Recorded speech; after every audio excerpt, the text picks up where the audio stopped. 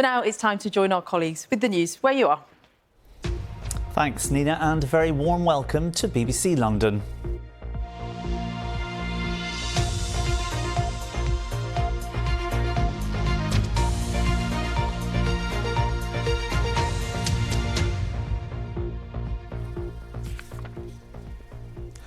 Good afternoon, I'm Thomas Magill. A man has been found guilty over his role in the shooting of a 9-year-old girl as she ate dinner at a restaurant in Hackney last year. The court heard the girl was the innocent victim of a long-running feud between rival Turkish gangs. Javon Riley has been found guilty of causing grievous bodily harm with intent, along with attempting to murder 3 men. But he didn't fire the gun, and police are still hunting for the man who did. Our Home Affairs correspondent Sonia Jessup reports. On a May evening last year in Dalston, a motorbike rider, unnoticed by passers-by, approaches a busy restaurant, pulls out a gun and opens fire. Customers dive for cover. 3 men are struck by bullets. Within seconds, all hell broke loose. 6 shots were fired into the restaurant by this gunman on this high-powered bike, who then fled the scene immediately. The 3 men who were injured were the intended targets. Apparently someone got shot, Turkish team. But inside the restaurant was a 9-year-old girl eating ice cream with her family. A stray bullet hit her in the head. The gunman fled the scene and has never been found. But another man, Javon Riley, was alleged to have played a key role. Driving past the restaurant several times, checking out the targets were there. His trial heard the shooting appeared to be part of an ongoing dispute between 2 rival gangs, the Hackney Turks and the Tottenham Turks. There's been a long history of violence between these 2 organised crime groups. There's been several murders, there's been several shootings. The little girl survived, but with life-changing injuries. Obviously she's gone through a horrendous incident. She does have the bullet still lodged in her brain. Having said that, she has made a really, really good recovery. She's back at school, she's walking and talking. Police are now offering a reward, up to £15,000 for information to help them find the gunman. But they're struggling to get people to come forward. We really understand the reasons for people not wanting to speak to police. We understand that there's community mistrust and also they're scared. We see these incidences of violence and we really want to help. At the end of the day, a 9-year-old girl got a bullet lodged in her brain, and it's miraculous that she didn't die. So there's got to come a point where we say enough is enough. Javon Riley told his trial he believed he was taking part in a robbery and refused to name the man who hired him. The identity and whereabouts of the gunman still unknown. Sonia Jessup, BBC London. The charity Refuge, who works with survivors of domestic abuse, say they welcome a campaign to provide storage for those forced to flee their homes and lives. The facility is being created in a derelict car park with the help of a team of volunteers. Frankie McCamley reports. I've taken over 37 garages and I'm converting them into a domestic violence storage space for people who are surviving domestic violence to be able to come and store their stuff for free. Beryl started renting this space from the council a year ago. Is that they have to spend nearly £800 a month on storage fees. Even though the site isn't ready yet, 3 people escaping abuse are already using it.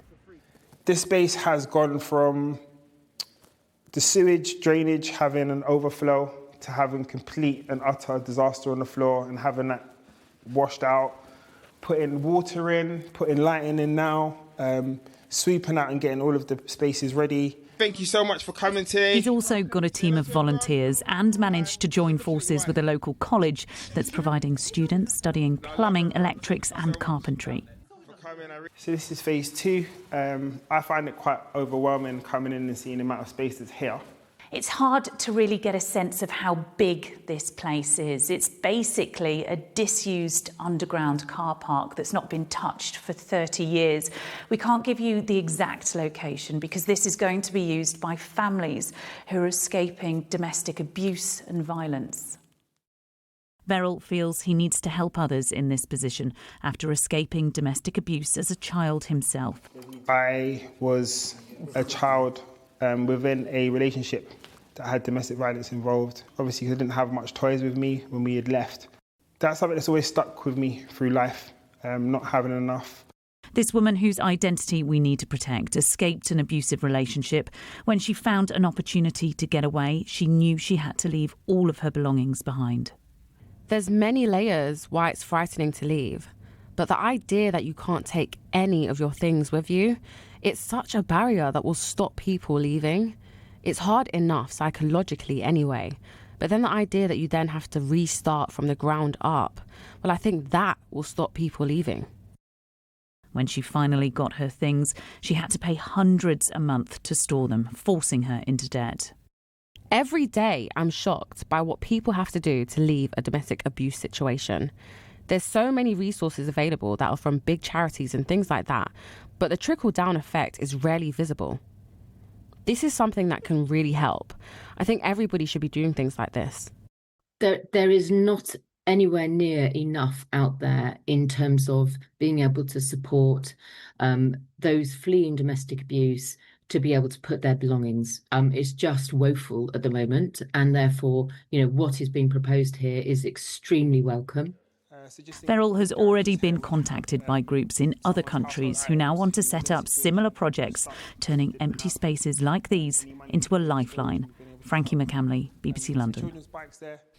Civil liberty and anti-racism groups have called on the Met to drop plans to use live facial recognition technology at this year's Notting Hill Carnival. There's concerns the system could be less accurate for women and people of colour, but the Met disagrees and says it will help keep people safe, as Bhavani Vadi reports. This area will be completely packed come the weekend when Carnival kicks off. Previously, up to 2 million people have attended the event. This year, the Met will be using live facial recognition cameras as people arrive and leave the main Carnival area. The technology will scan people's faces in real time and identify those marked as wanted on the police national computer or those who pose a risk to public safety. But 11 civil liberties and anti-racism groups are calling for the force to drop the plans. This is what some of those attending Carnival this weekend had to say. Scanning everyone's face, I believe personally, is kind of invasion of privacy, because everyone is a suspect and you're trying to pick a few people. I don't think it justifies the whole purpose of it, to be honest. We do need that extra safety. I don't think people cover up their faces in the Carnival, so it might be that it's good to keep tabs on it with the face recognition. I wouldn't be in favour of it as a general thing, because I think it is an invasion of privacy, because most people are law-abiding and they're not there to cause trouble, they're there to have fun. But I think you've got to put some sort of measure in place. I presume what they're looking for is people that they've already banned from the area. The groups, which include Liberty and Big Brother Watch, have written to the Met Commissioner, Sir Mark Rowley, saying the technology treats all Carnival goers as potential suspects and that the system is less accurate in identifying women and people of colour. The force, though, is keen to stress that it is accurate and that its top priority is keeping people safe. Bhavani Vadi reporting there, and that takes us to the weather with Kat. Hello there, good afternoon to you. We started today with quite a bit of low cloud, but through this afternoon it is going to brighten up with more spells of sunshine. So you can see that cloud slowly starting to break as we head through the rest of the day. I think the best of the sunshine is going to be towards the end of the afternoon. Temperatures around 23 degrees. So this evening and overnight it does remain largely dry. Clear skies at first, but towards the end of the night there'll be some thicker cloud pulling in from the east. It's going to be patchy at first, but it is going to continue to develop through tomorrow morning. Temperatures down to around 13 to 14 degrees. So double figures, another mild start to Tuesday morning. Tuesday, here's that cloud that's going to continue to pull in from the east. I think for many of us, it will stay mostly cloudy. I think the best of the sunshine tomorrow is going to be further south. Top temperatures around 24 to 25 degrees and staying largely dry. So Wednesday through the day, it is going to start off mostly cloudy. Again, it's that low cloud first thing, but as the day progresses, it is going to brighten up with good spells of sunshine. Similar conditions on Thursday with variable clouds, sunny spells and plenty of dry weather to come through the rest of the week. And that's it from the team here in London. There's more on the BBC News app, and Riz will be here tonight at 6:30. But for now, let's cross back to Nina, who has the rest of the BBC News at 1 o'clock. Have a lovely afternoon. Bye-bye.